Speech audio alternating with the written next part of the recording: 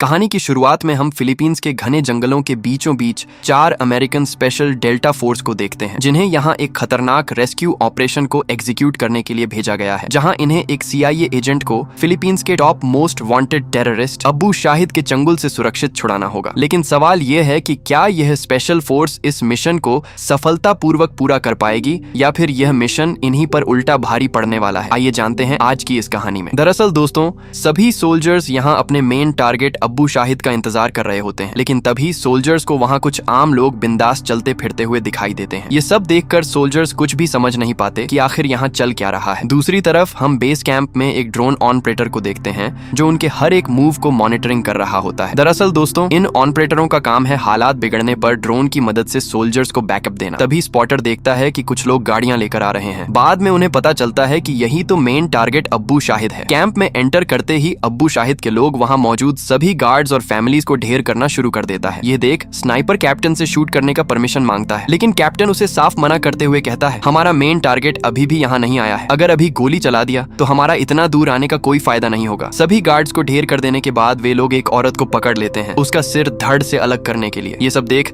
बाकी team members भी captain से रिक्वेस्ट करते हुए कहता है, मिशन अपने जगह है सर, आप चाहे कुछ भी कह लो, लेकिन है तो हम सोल्जर्स ही ना। अगर हम नहीं तो और कौन इनका मदद करेगा। लेकिन कैप्टन किसी का एक भी बात नहीं सुनता। दूसरी तरफ वे लोग एक झटके में उस औरत को भी ढेर कर देते हैं। इसके बाद ये बेरहम लोग उस औरत के बच्चे को भी पकड़ कर लाते हैं, उसका सिर कलम करने के लिए। लेकिन इस बार स्नाइपर अपना स्नाइपर रीलोड करते हुए कहता है, भॉर्ड में जाओ कैप्टन, यह सब मैं नहीं देख सकता। इस बार तो मैं बिल्कुल भी नहीं रुकने वाला। तभी स्पॉटर यह इन्फॉर्मेशन तुरंत ड्रोन ऑपरेटर तक भेज देता है। वही ऑपरेटर सभी को साफ साफ कह देता है कि अगर तुम लोगों ने गोली चलाई तो वहां से लौट पाना लगभग नामुमकिन है, क्योंकि वहां अंदर काफी ज्यादा मिलिटेंट मौजूद है और तुम लोग बस 4 हो, वह भी लिमिटेड हथियारों के साथ। अगर तुम लोगों को उस बच्चे को बचाना है तो कुछ भी मत करो। मैं वहां एक मिसाइल LG कर रहा हूं ताकि तुम लोगों के लिए आसानी हो सके। इतना कहते ही ऑपरेटर वहां एक मिसाइल LG कर देता है और जैसे ही वह आतंकी बच्चे को मारने ही जा रहा था, तभी वह मिसाइल आकर पूरा बेस कैंप उड़ा देता है। इसी के साथ वह बच्चा भी वहां से भागने में सफल हो जाता है। बच्चा तो बच गया, लेकिन सोल्जर्स को यह नहीं पता होता कि आगे कितना बड़ा मुसीबत आने वाला है। तभी हम 3 आतंकियों को बंकर से निकलते हुए देखते हैं। वह तुरंत सभी को अलर्ट करते हुए कहता है, कैंप में अटैक हो चुका है, फौरन पहुंचो यहाँ। वही हम देखते हैं स्पॉटर बेचारा उसी बंकर का ऊपर मौजूद है। वह कोशिश करता है धीरे धीरे वहां से निकलने का, लेकिन एक मिलिटेंट आवाज सुन उसे देख लेता है। फिर क्या था दोस्तों, और कोई रास्ता न देख सभी सोल्जर्स मिलकर तीनों को एक ही झटके में ढेर कर देता है। वही गोलियों की आवाज सुन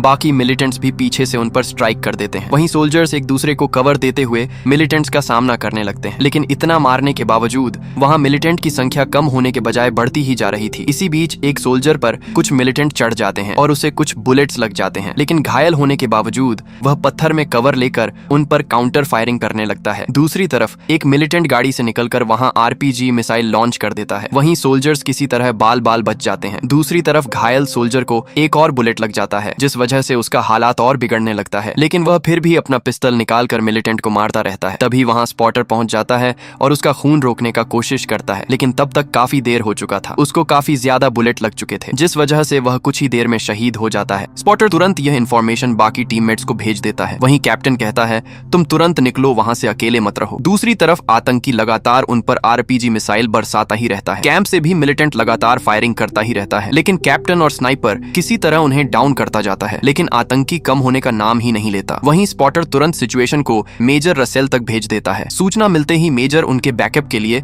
वहां एक मिसाइल लॉन्च कर देता है। दूसरी तरफ आतंकी एक और RPG छोड़ देता है, जिस वजह से इस बार कैप्टन और स्नाइपर बुरी तरह घायल हो चुका था। यह सब देख स्पॉटर वहां से भागने लगता है, लेकिन पीछे से एक और मिलिटेंट उस पर भयानक लेवल का मशीन गन चलाने लगता है। तभी उस पर भी एक RPG लॉन्च कर दिया जाता है, जिस वजह से वह पहाड़ से फिसलकर सीधा नीचे गिर जाता है। वह तुरंत वहां से निकलकर एक जंगल में छुप जाता है। वह इतना ज्यादा घबरा जाता है कि वह तुरंत बेस में इंफॉर्मेशन भेजते हुए कहता है कि हमारा पूरा टीममेट्स खत्म हो चुका है, अब मैं बस अकेला बचा हूँ, मुझे कुछ भी समझ नहीं आ रहा है, मैं क्या करूँ। वहीं मेजर कहता है, टेंशन मत लो जूनियर, मैंने स्पॉट को क्लियर कर दिया है और तुम्हारे 100 मीटर के रडार में भी कोई नहीं दिख रहा, तो अब रास्ता क्लियर है, तुम वहां से निकल सकते हो। लेकिन यह इतना आसान नहीं होने वाला था दोस्तों, क्योंकि अब सिचुएशन कुछ ऐसा है कि स्पॉटर अब यहाँ हजारों किलोमीटर तक फैली हुई घने जंगलों के बीचों बीच फंस चुका था और यहाँ कभी भी कुछ भी हो सकता है। आतंकी या फिर कोई भी जंगली जानवर कभी भी इसे सरप्राइज अटैक दे सकता है। लेकिन तभी वह आगे बढ़ने लगा है, लेकिन जूनियर इतना डरा हुआ था कि वह बार बार पीछे देख रहा था कि कोई मिलिटेंट या फिर जंगली जानवर तो उसका पीछा नहीं कर रहा। कुछ ही देर में मेजर रसेल देखता है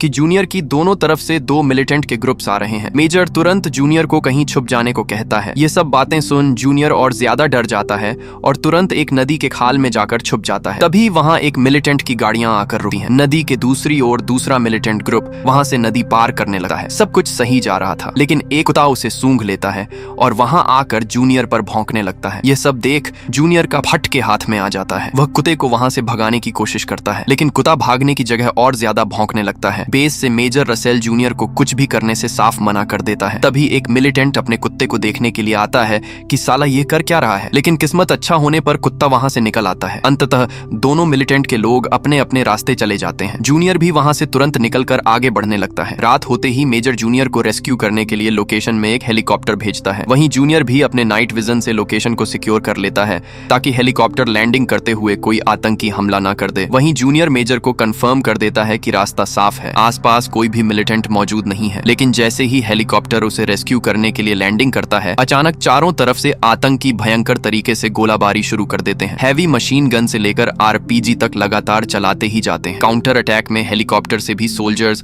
अंधाधुंध गोली चलाते जाते हैं, क्योंकि बेचारे पहले मारे तो मारे किसे। चारों तरफ से इतना भयंकर तरीके से गोलाबारी चलती है कि हेलीकॉप्टर ज्यादा देर संभल नहीं पाता और मजबूरी में जूनियर को वहीं छोड़कर चला जाता है। इसी बीच जूनियर मेजर से कहता है कि ड्रोन से पूरा लोकेशन उड़ा दीजिए, वरना आज यह लोग मुझे नहीं छोड़ने वाले। फिर क्या था दोस्तों, मेजर वहां तुरंत एक मिसाइल लॉन्च कर देता है, जिस वजह से सभी आतंकी एक ही झटके में ढेर हो जाते हैं। लेकिन गोलाबारी यहीं नहीं रुकती, अभी भी तीनों तरफ से गोलियां लगातार चलती ही जा रही थीं। वहीं जूनियर मेजर से कहता है कि ये साले आज मुझे मारे बिना नहीं जाने वाले। वहीं मेजर कहता है, हौसला रखो जूनियर, तेरे लिए मैं एक फाइटर जेट भेज रहा हूँ। कुछ ही देर में पायलट मेजर से कम्युनिकेट करते हुए उसे लोकेशन से दूर हटने को कहता है, क्योंकि लोकेशन अब तहस नहस होने जा रहा है। इतना कहते ही फाइटर पायलट वहां भयानक स्ट्राइक मार देता है, जिस वजह से आतंकियों का लोकेशन एक ही झटके में तहस नहस हो जाता है। लेकिन दूसरी तरफ के दुश्मन अभी भी लगातार गोलियां बरसाते ही रहते हैं, जिस वजह से फाइटर पायलट को एक और स्ट्राइक मारना पड़ता है। लेकिन इस बार पायलट जूनियर को वहां से भाग जाने को कहता है, क्योंकि इस बार वह पूरा जंगल ही उड़ाने जा रहा है। इतना कहते ही वह अपना फाइनल स्ट्राइक मार देता है और इस बार कहीं जाकर आखिरकार सभी मिलिटेंट ढेर हो जाते हैं। वहीं मेजर कंफर्मेशन करते हुए कहता है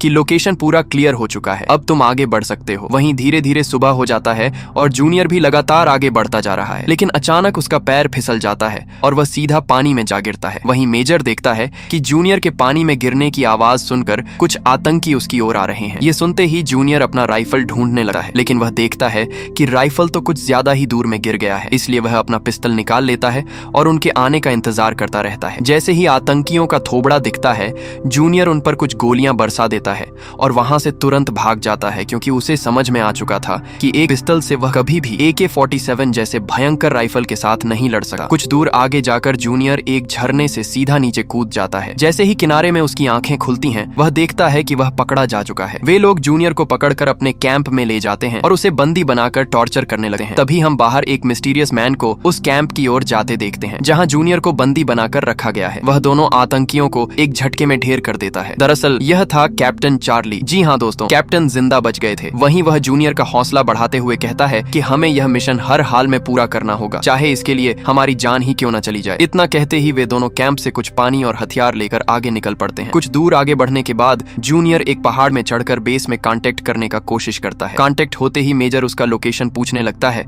ताकि वह उसे पिकअप करने के लिए हेलीकॉप्टर भेज सके। वहीं जूनियर बताता है कि कैप्टन जिंदा है मेजर, और हम चाहे कुछ भी कर लें, हम यहाँ से नहीं निकल सकते, क्योंकि यहाँ घने जंगलों के साथ साथ चारों तरफ हजारों मिलिटेंट कैंप मौजूद है और अब हम मेन कैंप के जस्ट आगे ही रुके हुए हैं। तो हम दोनों ने फैसला किया है कि हम यह मिशन कंप्लीट करके ही वापस लौटेंगे। आप बैकअप के लिए ड्रोन तैयार रखिए। ये सुनते ही मेजर उस लोकेशन को तबाह करने के लिए 3 स्ट्राइक शेड्यूल कर देता है। दूसरी तरफ कैप्टन जूनियर को समझाता है कि तुम्हें कुछ नहीं करना है, बस मेरे पीछे रहकर मुझे कवर देते रहो, मैं अकेला ही सबको संभाल लूंगा। इतना कहते ही वे दोनों कैंप की ओर बढ़ने लगते हैं। वहीं बेस में मेजर को खबर मिलती है कि उसकी वाइफ को हॉस्पिटल ले जाया गया है, क्योंकि उसकी वाइफ प्रेग्नेंट है और पेन शुरू हो चुका है। इसलिए मेजर कर्नल वेसल को जिम्मेदारी सौंप के चला जाता है। कैंप में एंटर करते ही कैप्टन मिलिटेंट्स को सुलाना शुरू कर देता है। और दोस्तों, यहाँ इनके पास बस 12 मिनट का समय है। 12 मिनट के बाद यह पूरे कैंप में तीनों स्ट्राइक LG कर दिया जाएगा। इसलिए इन्हें 12 मिनट के अंदर ही उस CIA एजेंट को रेस्क्यू करके तुरंत इस लोकेशन से निकल पड़ना पड़ेगा। घर में एंटर करते ही वह देखते हैं कि 2 गार्ड बिंदास बैठकर चिल मार रहा है। वहीं कैप्टन चाकू निकालकर पीछे वाले गार्ड पर अटैक कर देता है और कुछ ही सेकंड में दोनों को ढेर कर देता है। लेकिन तभी और गार्ड आकर उन पर हमला कर देता है, लेकिन अंततः जूनियर और कैप्टन मिलकर सभी को ढेर कर देते हैं। बाहर निकलते ही कुछ मिलिटेंट वहां गाड़ियां लेकर आ जाते हैं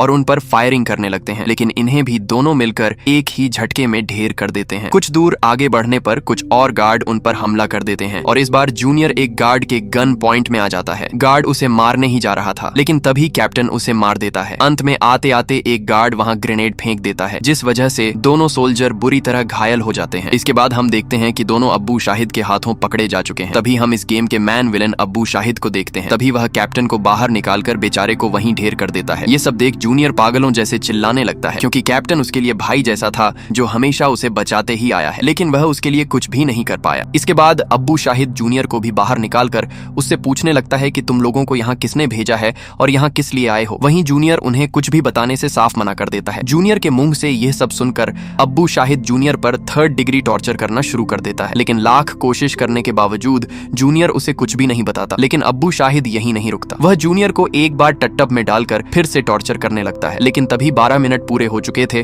और उस लोकेशन पर पहला स्ट्राइक लग चुका था, जिस वजह से पूरा लोकेशन तहस नहस हो जाता है। बाकी आतंकी सभी ढेर हो जाते हैं, लेकिन पानी के अंदर रहने की वजह से जूनियर वहां बच जाता है। इसके बाद जूनियर उस CIA एजेंट को घायल अवस्था में देखता है, जिसे रेस्क्यू करने के लिए आज उसके सभी साथी मारे जा चुके हैं। वह उसे रेस्क्यू करके बाहर ला ही रहा था कि तभी जूनियर वहां अब्बू शाहिद को देखता है। उसको देखते ही जूनियर का खून खौल जाता है और वह उसे सीधा नर्क भेज देता है। दूसरी तरफ हेडक्वार्टर से फाइनल स्ट्राइक करने के लिए वहां एक फाइटर जेट भेज दिया जाता है, क्योंकि उन्हें लगता है कि उनके सभी सोल्जर्स मारे जा चुके हैं, जिस वजह से अगर कोई आतंकी कैंप में बचा भी है तो उन्हें ढेर किया जा सके। लेकिन तभी जूनियर घायल हालत में उस CIA एजेंट को लेकर बाहर निकलता है। वहीं उसे पता चलता है कि पूरे कैंप को उड़ाने के लिए वहां फाइटर जेट भेजा जा चुका है। तभी जूनियर तुरंत अपने सैटेलाइट फोन से मेजर से संपर्क करता है, लेकिन उस समय मेजर बेस में नहीं बल्कि अपनी वाइफ के लिए सुपरमार्केट में दवा ले रहे थे। वहीं जूनियर बताता है कि मैं अभी कैंप में जिंदा हूं और हमारा CIA एजेंट भी अभी सेफ है,